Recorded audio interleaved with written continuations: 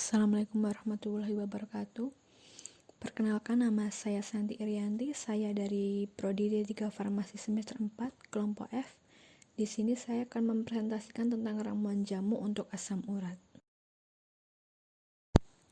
Sebelum membahas tentang ramuan jamu untuk asam urat, terlebih dahulu kita harus tahu penyakit asam urat atau yang dikenal juga sebagai hiperurisemia, yaitu kondisi di mana kadar asam urat dalam darah lebih besar dari nilai normal. Nilai normal untuk laki-laki yaitu kurang dari 7 mg per dl, sedangkan perempuan kurang dari 6 mg per dl. Hiperurisemia ini harus segera kita obati karena jika tidak segera kita obati bisa menyebabkan penyakit lainnya, yaitu seperti kerusakan ginjal, artritis gout, atau penyakit kardiovaskuler.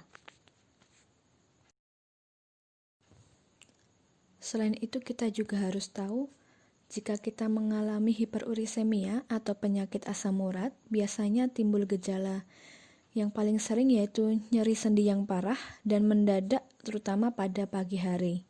Kemudian sendinya bengkak, kemerahan, dan terasa panas. Oke, jika dilihat dari pengertian dan gejala yang timbul akibat penyakit asam urat atau hiperurisemia, maka diperoleh panduan ramuan jamu antihiperurisemia, yaitu berdasarkan efek farmakologinya terdiri dari penghambat pembentukan asam urat, pemacu ekskresi asam urat ke dalam urin, pereda radang, dan pereda nyeri. Kemudian berikut contoh ramuan untuk antihiperurisemia atau untuk penyakit asam urat, yaitu terdiri dari kayu secang sebanyak 5 gram, kemudian tempuyung 3 gram, temulawak 5 gram, dibuat infus dengan penambahan air 150 ml.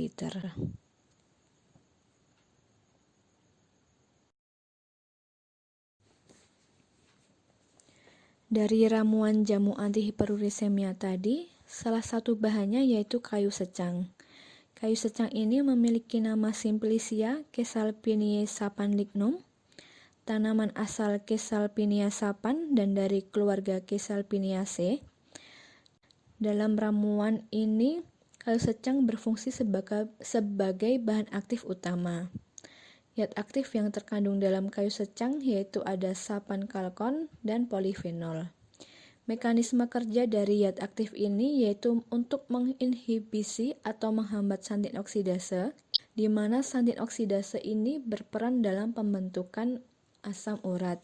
Sehingga ketika santin oksidase ini dapat terhambat, maka asam urat pun tidak terbentuk. Sehingga nanti kadar asam urat dalam darah menjadi berkurang. Kemudian ada tempuyung, yaitu dengan nama Simplicia sonsi arvensidis folium, tanaman asal Sonchus arvensis dari keluarga Asteraceae. Dalam ramuan jamu, tempuyung ini berfungsi sebagai bahan aktif utama, dengan zat aktif yang terdiri dari flavonoid, luteolin, dan kalium. Mekanisme kerja dari flavonoid ini yaitu untuk menghambat santin oksidase, kemudian dari kalium ini untuk memacu ekskresi asam urat ke dalam urin, yaitu cara kerjanya dengan kalium nanti akan bergabung dengan senyawa kalsium oksalat dan asam urat yang merupakan pembentuk batu ginjal.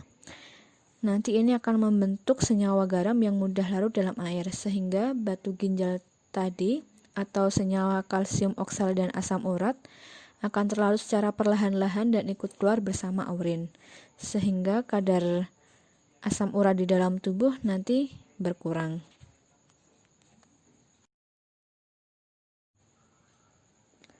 Bahan ramuan jamu antihiperurisemia yang terakhir yaitu ada rimpang temulawak.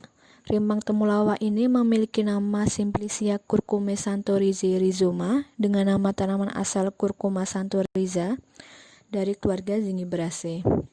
Dalam ramuan jamu, temulawak ini juga berfungsi sebagai bahan aktif utama. Bahan aktif yang terkandung dalam temulawak yaitu santorizol. Mekanisme kerjanya yaitu dengan menghambat reseptor nyeri. Jika reseptor nyeri ini dapat terhambat, maka rasa nyeri dan radang yang timbul nanti bisa berkurang.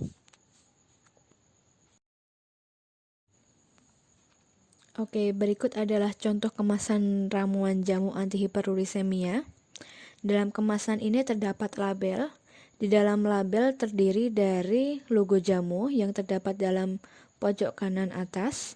Kemudian ada nama merek dagang, yaitu ramuan jamu asam urat. Di sini tidak saya tuliskan kembali untuk khasiatnya karena sudah tertulis jelas dalam merek dagangnya, yaitu ramuan jamu asam urat.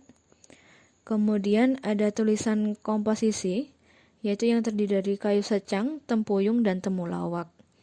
Kemudian ada juga cara penggunaannya, yaitu dengan air 150 ml direbus sampai mendidih.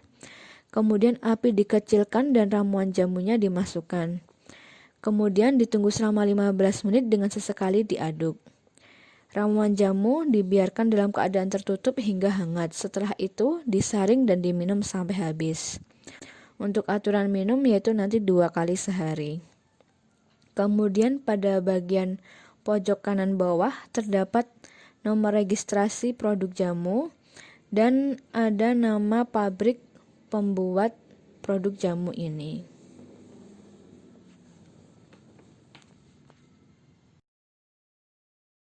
Oke, bagi teman-teman yang memiliki asam urat atau hiperurisemia, selain dapat mengonsumsi ramuan jamu antihiperurisemia tadi, juga harus memperbaiki pola makannya, yaitu menghindari makan makanan yang mengandung kadar purin tinggi, seperti jeroan, kemudian makanan yang berlemak, kacang-kacangan, seafood, atau coklat. Kemudian juga harus rajin berolahraga, menurunkan berat badan, mengurangi konsumsi alkohol, mengurangi stres. Kemudian pada sendi yang sakit bisa dikompresi dengan es dan diistirahatkan sekitar 1-2 hari.